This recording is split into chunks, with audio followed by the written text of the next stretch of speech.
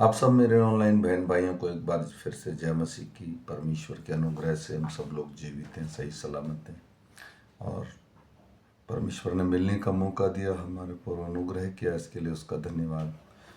आज तारीख है 31/3/2025 सुबह के सुंदर समय, और मैं विश्वास करता हूँ कि जितने मेरे बहन भाई इस वचन को सुनेंगे उनके हृदय और मनों में काम करे। और जो भी बहन भाई मुझे फॉलो करेगा 365 दिन में वो पूरी की पूरी बाइबल कंप्लीट कर लेगा। मैं विश्वास करता हूँ कि ये वचन हमारी अगुवाई करेगा। और मैं कोई पास्टर नहीं हूँ, मैं एक आप जैसा विश्वासी हूँ। चाहता हूँ बस हम लोग बाइबल पढ़ें और सुनें, क्योंकि जिसके पास समय नहीं है, कोई मेरा बहन भाई नहीं पढ़ पाता है किसी कारण से, तो उनके लिए मैं ये बाइबल बोलता हूँ ताकि वो बाइबल सुन सकें और अपने जीवन में परमेश्वर के अनुग्रह, कृपा और दया को पा सकें। तो आइए हम पढ़ेंगे आज सुबह का वचन। हम पढ़ेंगे लूका की पुस्तक में से 6 अध्याय, इसका 1 से लेके 26 वचन तक। इसके पढ़े सुने जाने पर प्रभु की आशीष हो। फिर सबत के दिन वह खेतों में से होकर जा रहा था और उसके चेले बालें तोड़ तोड़ कर हाथों से मल मल के खाते जा रहे थे। तब फरीसी में से कुछ ने उसे कहने लगे, तुम वह काम करते हो जो सबत के दिन करना उचित नहीं। यीशु ने उनको उत्तर दिया, क्या तुमने यह नहीं पढ़ा कि दाऊद ने जब वह उसके साथी भूखे थे तो क्या किया? वह कैसे साथी भूखे थे तो क्या किया?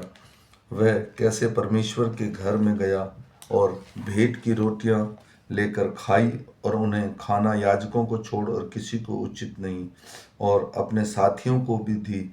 और उसने उनसे कहा, मनुष्य का पुत्र सबत के दिन का भी प्रभु है।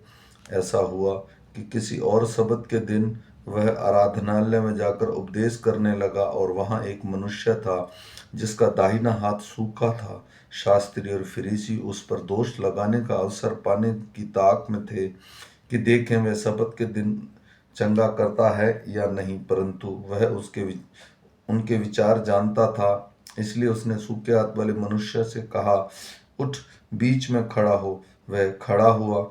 यीशु ने उससे कहा, मैं तुमसे पूछता हूँ कि सबत के दिन क्या उचित है, भला करना या बुरा करना, प्राणों को बचाना या नाश करना? तब उसने चारों ओर उन सभा को देखकर उन मनुष्यों से कहा, अपना हाथ बढ़ा। उसने ऐसा ही किया और उसका हाथ फिर चंगा हो गया।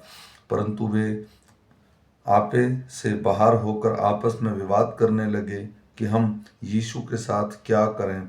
उस दिन वह पहाड़ पर प्रार्थना करने गया और परमेश्वर से प्रार्थना करने में सारी रात बिताई। जब दिन हुआ तो उसने अपने चेलों को बुलाकर उनमें से 12 चुन लिए और उनको प्रेरित कहा। और वे ये हैं, शैमन जिसका नाम पतरस भी कहलाता है, उसका भाई अंद्रियास, और याकूब, यूहन्ना, फिलिपुस, बरतुलमी और मती, थोमा और हल्फाई का पुत्र याकूब, और शैमन जो जेलोतेस कहलाता है, और याकूब का बेटा यहूदा, और यहूदा इस्करियोती जो उसका पकड़ने वाला बना।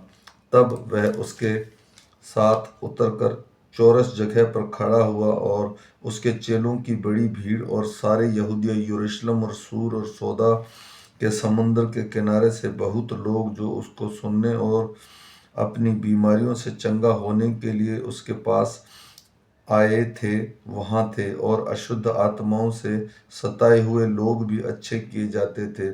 सब उसे छूना चाहते थे, क्योंकि उसमें से सामर्थ्य निकलकर सबको चंगा करती थी। तब उसने अपने चेले की ओर देखकर कहा,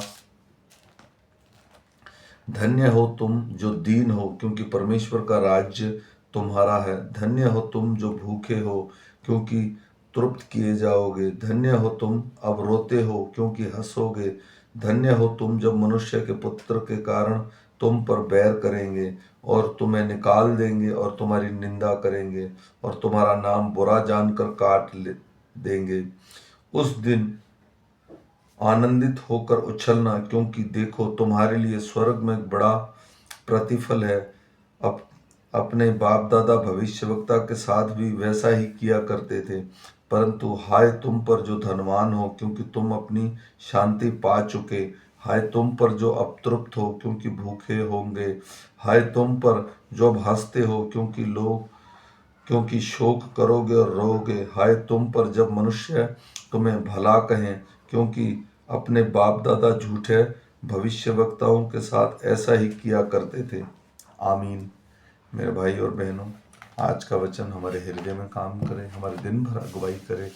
हम जो भी मेरा बहन भाई से सुने एक दूसरे को शेयर कीजिए ताकि ये वचन प्रत्येक मनुष्य तक पहुंचाया जाए। ये बेसिक बाइबल का वचन है। फिर मिलेंगे शाम के वचन के साथ। तब तक परमेश्वर का अनुग्रह दया और कृपा हमारे और हमारे परिवारों के साथ सदा बना रहे। आमीन।